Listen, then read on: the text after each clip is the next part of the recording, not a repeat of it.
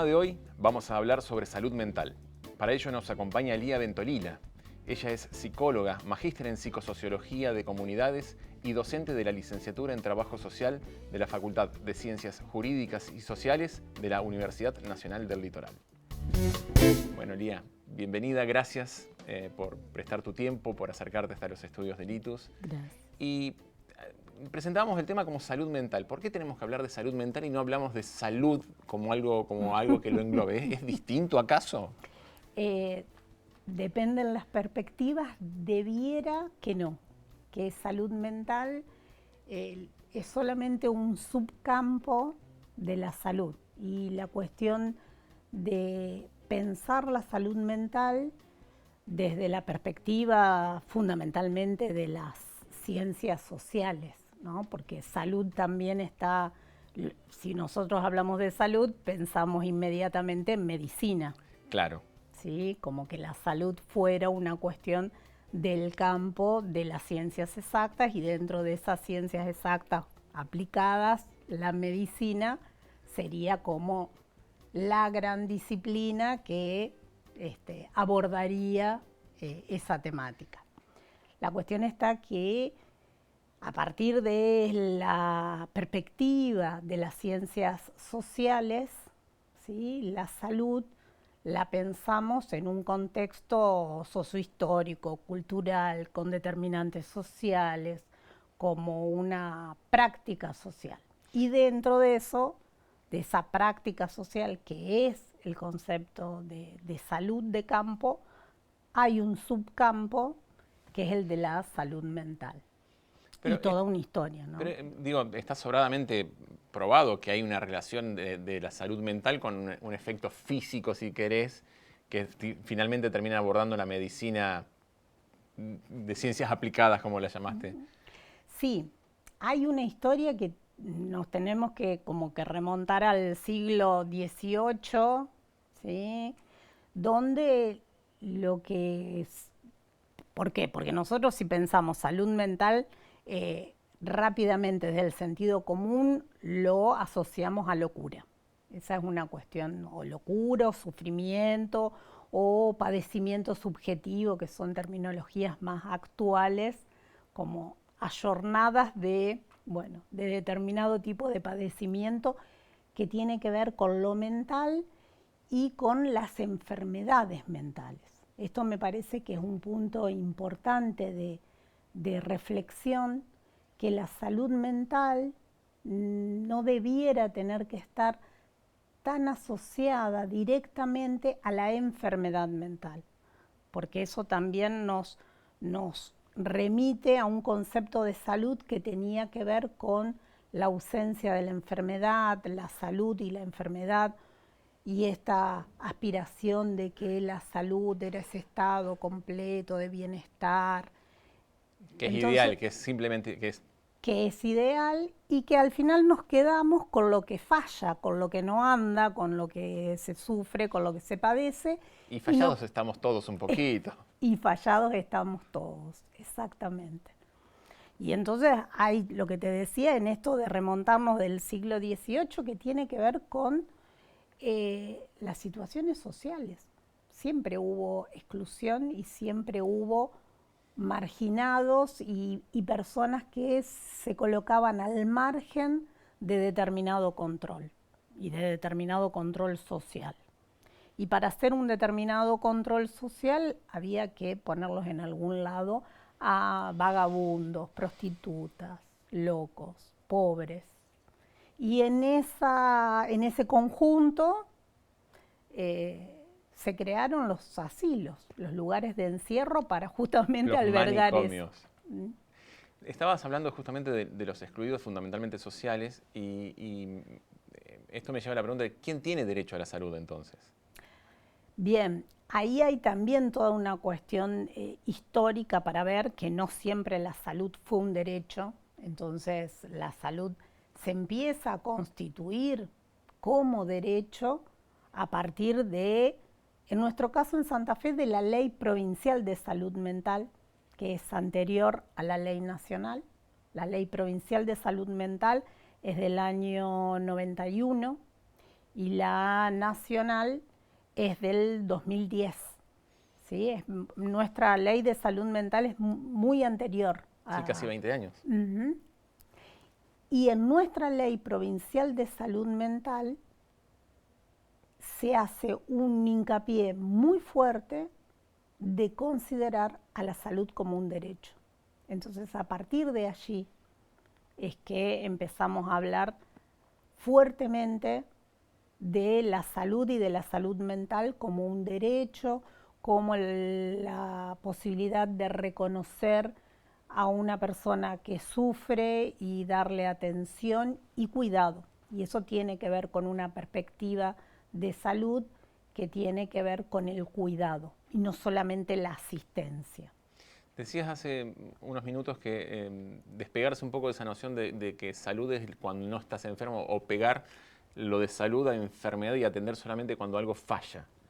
Cuando hablamos de salud mental, entonces, ¿a qué nos estamos? ¿Cuál sería ese cuidado preventivo? Sí, es preventivo y fundamentalmente las cuestiones ligadas o las concepciones vinculadas a salud mental las pensamos desde la psicología comunitaria, desde una intervención de producción de subjetividad, que si la entendemos a la subjetividad es como es eso que produce lo social, las formas de ser, digamos, de época son modos de subjetividad. Y esos son modos a través de los cuales se expresa la salud mental. Qué sé yo, por ejemplo, pandemia.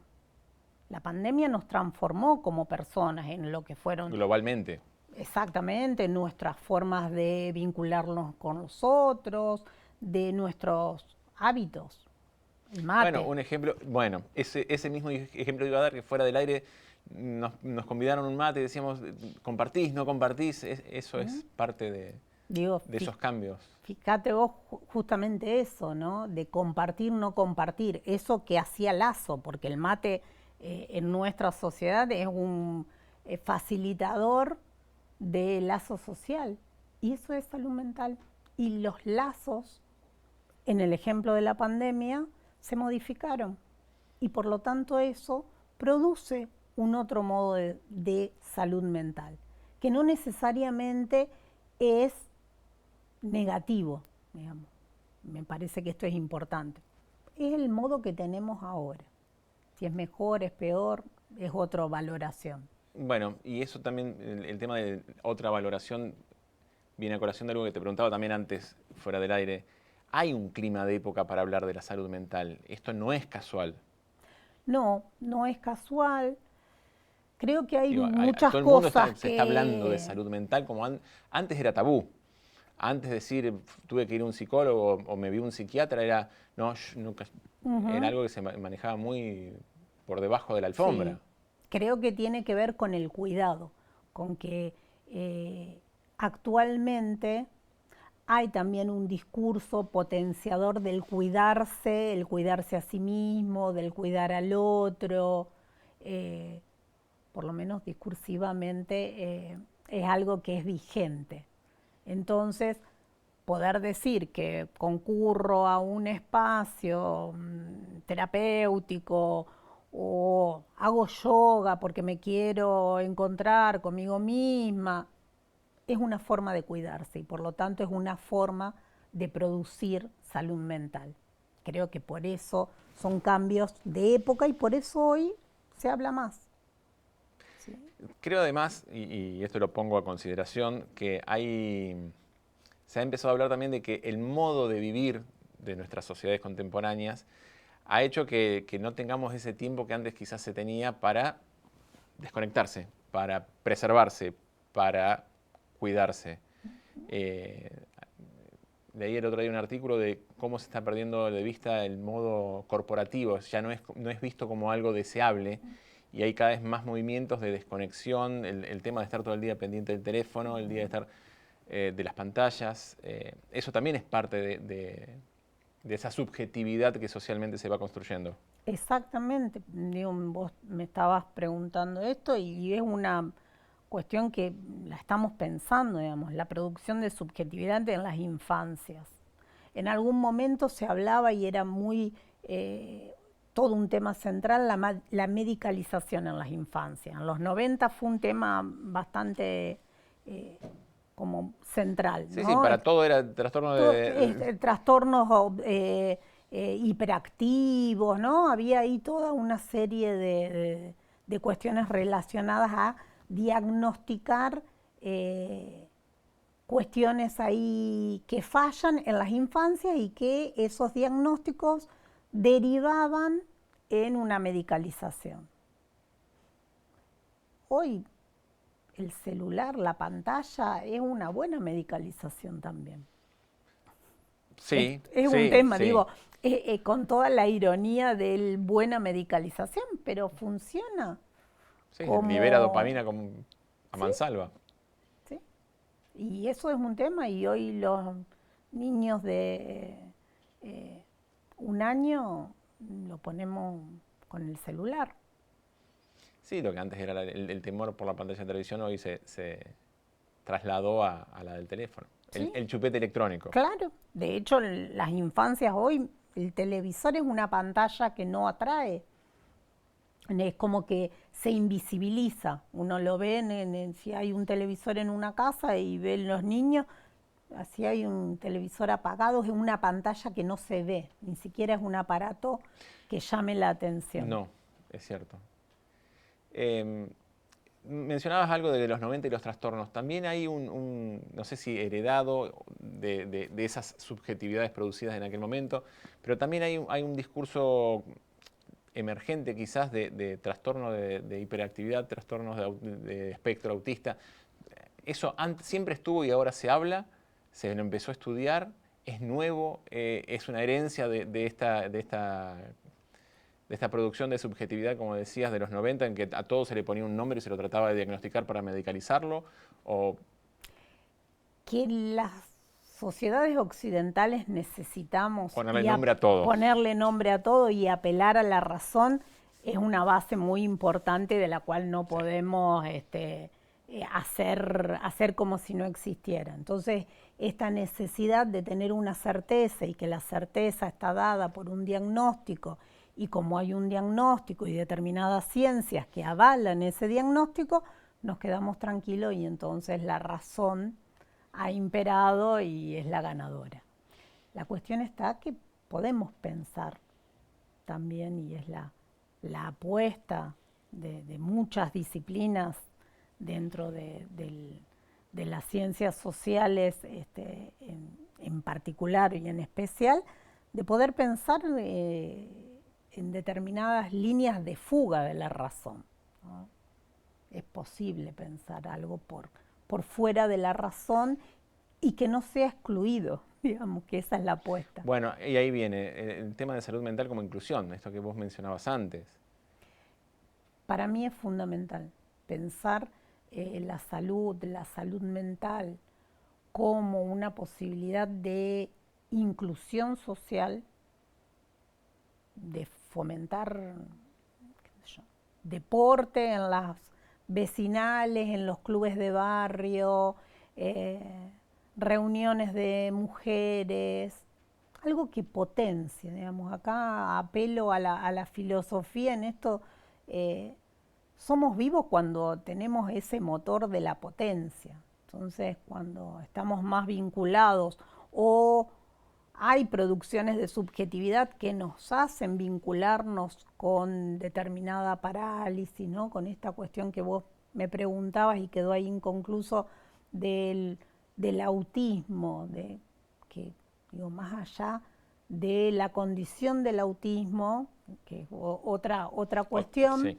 pero en el sentido común el autismo es ese que está solo y en verdad lo que me parece que hay tanto nombre dando vuelta que no está remitiendo a la condición de autismo, pero sí está remitiendo a la cuestión del individualismo. Y eso sí. Entonces, ¿somos más individualistas? Sí.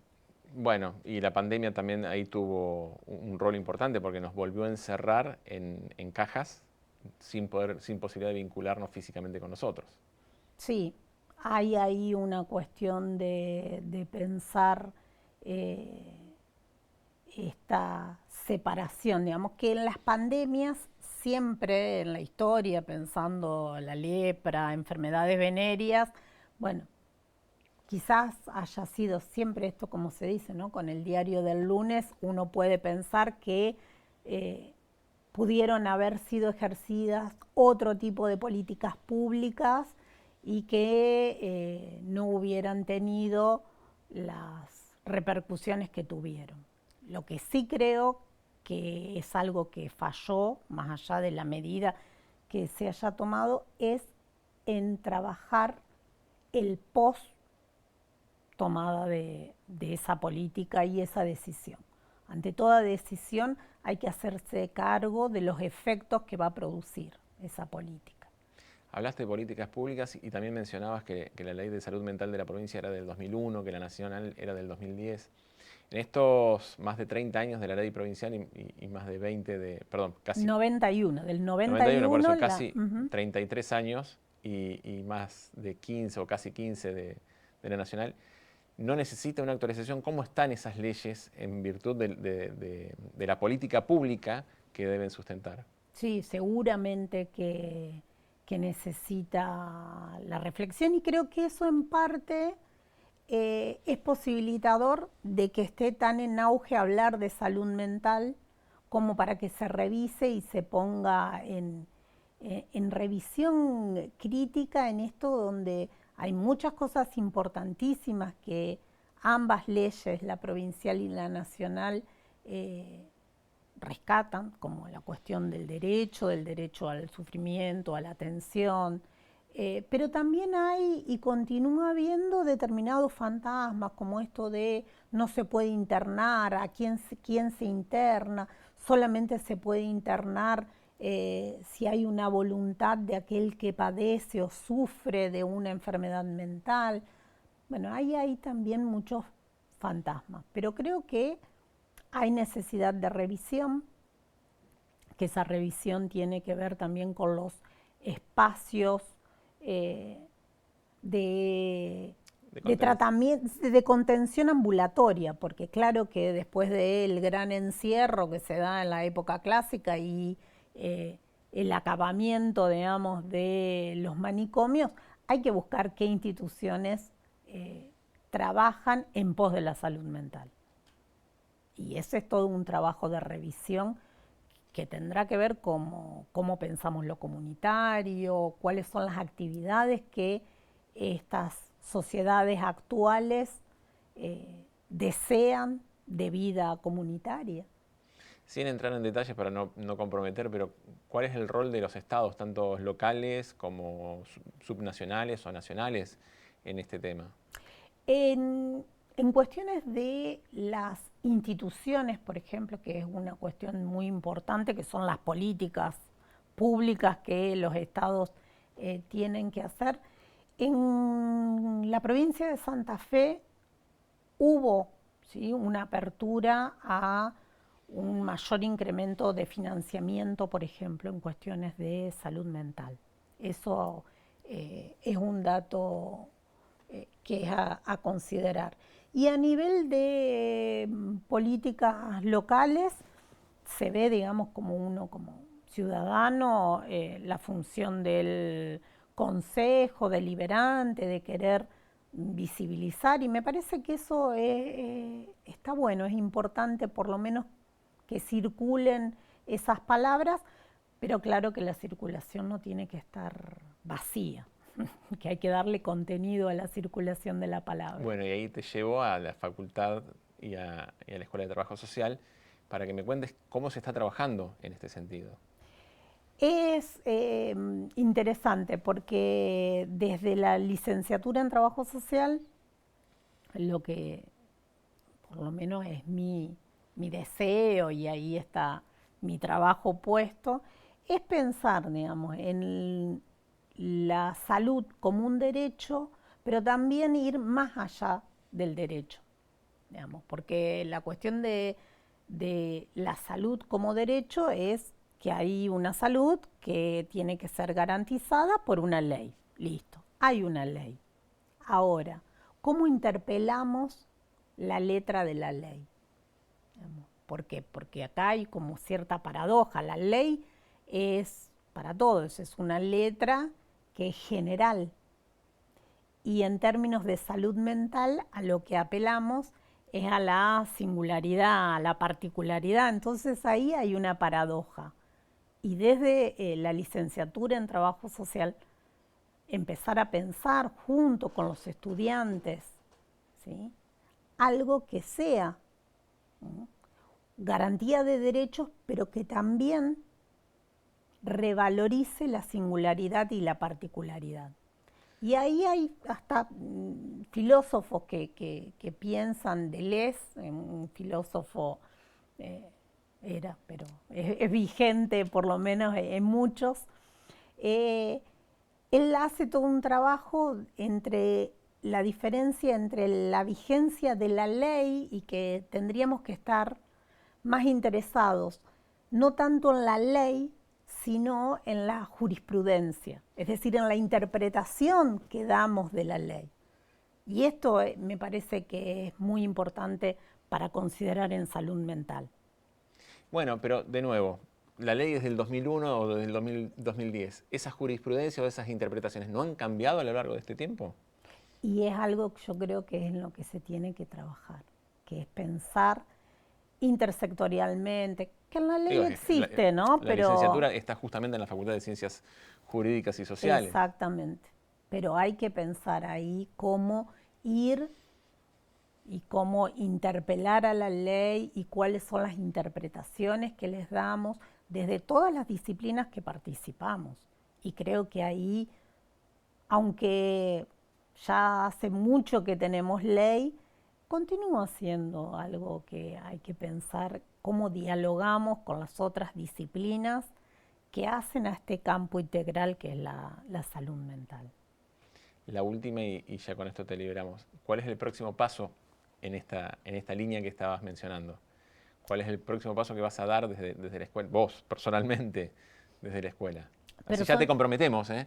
Sí, personalmente estamos ahí pensando varias cuestiones relacionadas a salud mental y a pensar la salud mental acompañada obviamente del campo de la medicina, pero pensar la salud mental con otros dispositivos, como dispositivos lúdicos, el arte, recreativos, deportivos.